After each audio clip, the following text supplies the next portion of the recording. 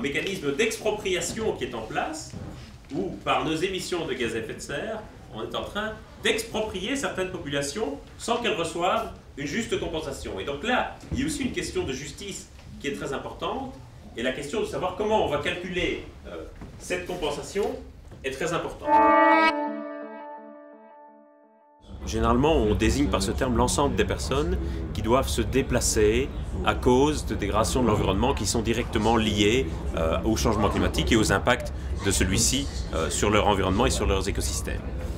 Voilà, c'est un concept très général, mais qui en réalité regroupe toute une série de migrants de catégories différentes qui ne bougent pas dans les mêmes situations et qui ne bougent pas suite aux mêmes dégradations de leur environnement. Donc la question est, quelles sont les dégradations de l'environnement qui sont directement imputables au changement climatique? Est-ce qu'on prend en compte les gens qui sont forcés de se déplacer ou d'autres qui choisissent de se déplacer parce que leur environnement devient de plus en plus mauvais? Et donc la question pour le moment fait encore l'objet de très larges débats à la fois sur le plan académique et aussi sur le plan politique, pour savoir ce qu'on va vraiment englober dans cette catégorie, si demain on doit leur donner un statut et si demain on doit offrir des compensations à ces personnes.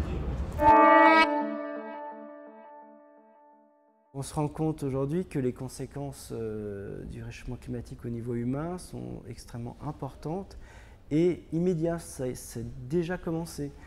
Ça a commencé à cause du dérèglement des saisons, dérèglement climatique et des extrêmes marées, extrêmes forces des cyclones, extrême sécheresse, extrême froid. Donc avant même de parler d'inondations, de montée du niveau de la mer de 1 mètre, les conséquences sont très présentes. On peut déjà rencontrer des réfugiés climatiques, notamment au Tchad, qui sont très nombreux, ou en Louisiane.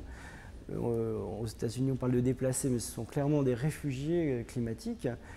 Donc la situation humaine est très préoccupante d'ores et déjà. À long terme, l'ONU parle de 200 millions de réfugiés climatiques d'ici 2050.